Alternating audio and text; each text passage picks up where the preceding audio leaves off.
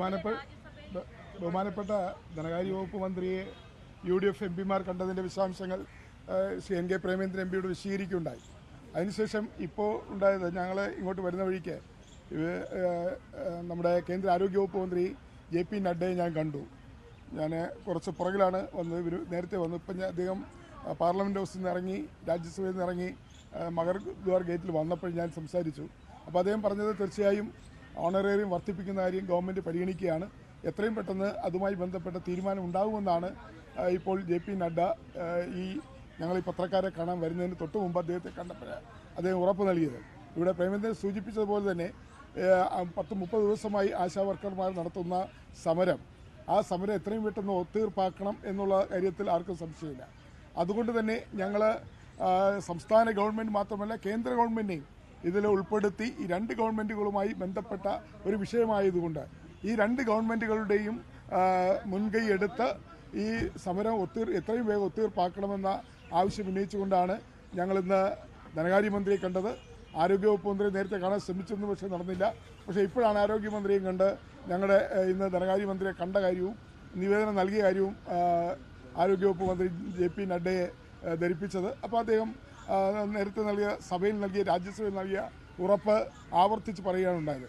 എന്തായാലും UDF എംപിമാർ ഈ കാര്യത്തിൽ കേരളത്തിൽ സമരത്തിന് അനുകൂലമായ നിലപാട് സ്വീകരിച്ചു.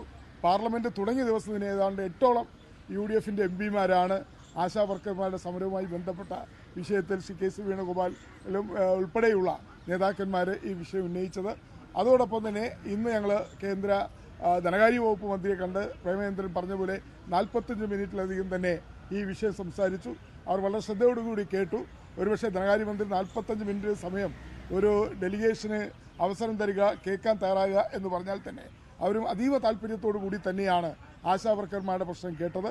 എന്തായാലും കേന്ദ്ര ഗവൺമെൻറ്റിനെ ഞങ്ങൾ ധരിപ്പിച്ചിട്ടുണ്ട്, കേന്ദ്ര മന്ത്രിമാരെ ഈ വിഷയം ഗൗരവം അറിയിച്ചിട്ടുണ്ട്. എത്രയും പെട്ടെന്ന് കേന്ദ്ര ഗവൺമെൻറ്റിൻ്റെ ഭാഗത്തു നിന്നുള്ള തീരുമാനം ഉണ്ടാകുമെന്ന് ഞങ്ങൾ പ്രതീക്ഷിക്കുന്നു.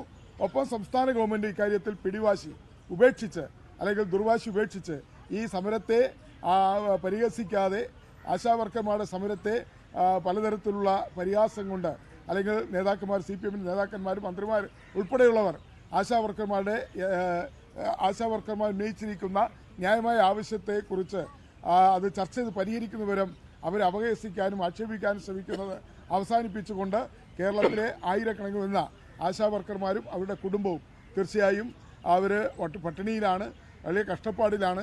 അത് മനസ്സിലാക്കിക്കൊണ്ട് ഈ പ്രശ്നത്തിന് പരിഹാരം കാണാൻ ശ്രമിക്കാതെ ഈ 30 ദിവസമായി തിരുവനന്തപുരത്ത് സെക്രട്ടേറിയറ്റിൽ വെയിലും മഴയും കൊണ്ട് സമരം നടത്തുന്ന ആശാ വർക്കർമാരുടെ സമരം അത് എത്രയും പെട്ടെന്ന് പരിഹരിക്കണം, അത് എത്രയും പെട്ടെന്ന് ഒത്തീർപ്പാക്കണമെന്നുള്ളതാണ് UDF എംപിമാർ ആവശ്യപ്പെട്ടിട്ടുള്ളത്. അതാണ് ഇന്ന് ഞങ്ങൾ ധനകാര്യമന്ത്രിയെയും ആരോഗ്യവകുപ്പ് മന്ത്രിയും കണ്ട് അറിയിച്ചിട്ടുള്ളത്.